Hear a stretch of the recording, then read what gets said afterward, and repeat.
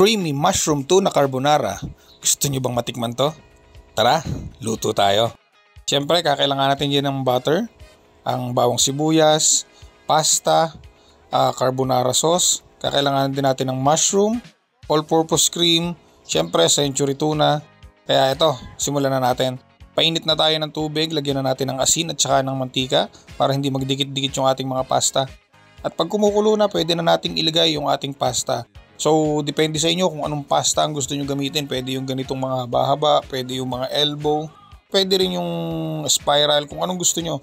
At pag nailagay na natin lahat ng mga pasta na lulutuin natin, bali 800 grams itong lulutuin natin ngayon, pwede nyo na itong halu-haluin.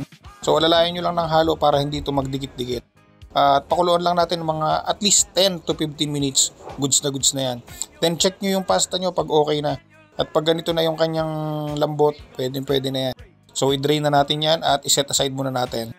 Ngayon, gawa na tayo ng ating carbonara sauce. So maglagay lang tayo ng butter sa mainit na kawali. Then antayin lang natin itong matunaw. Tapos gisa na natin yung ating bawang. So isutay muna natin ng ayos yung ating bawang. Gisa-gisa lang natin yan. Then pagka okay na, pwede na natin idagdag yung ating sibuyas. So yan, gisa-gisa lang natin hanggang lumabas yung aroma niya. Then after nyan, pwede na nating ilagay yung ating mushroom. So bali 2 sachet na mushroom yung ginamit ko rito. Yan, para sa ganitong karaming serving. Yan, tapos mix lang natin yan. Pagka medyo okay na yung pagkakasutay natin sa kanya, pwede na nating ilagay yung ating century tuna. So 2 flakes in oil ang ginamit natin dito. Tsaka 2 hot and spicy. So yan, century tuna. Baka naman. Alright. At eto na, after nyan, i-mix lang natin yan at pakuluan lang natin yan ng at least 3 to 5 minutes.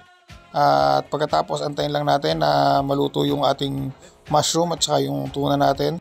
Then after nyan, pwede na nating idagdag ang ating carbonara sauce. So yan, 2 carbonara sauce ang ilalagay ko sa ganitong karaming sauce na lulutuin natin. Then after mailagay yung carbonara sauce, syempre mix lang din natin yan. At pagka nahalo na natin yan, pwede na nating ilagay yung ating all-purpose cream. Bali, isang all-purpose cream lang ang ginamit natin dito. At pag nailagay na natin lahat yan, mix lang natin yan. At pagka even na yung kulay niya, haluin lang natin hanggang maging balance na yung kulay niya. Pagka ganyan na yan, okay na yan. Pwede na yan mga ka-idol. At lagyan na natin ng mga pampalasa. So, lagyan natin ng magic sarap, lagyan natin ng paminta. So, hindi na ako naglalagay ng asin dito kasi medyo maalat na rin yung cheese pag naglagay tayo. So, yan, lalagay na rin tayo ng cheese. So, depende sa inyo kung gaano karaming cheese ang gusto nyo ilagay. Bahala kayo. At yan, pag okay na, pwede na natin ilagay dyan yung ating dinerain na pasta kanina.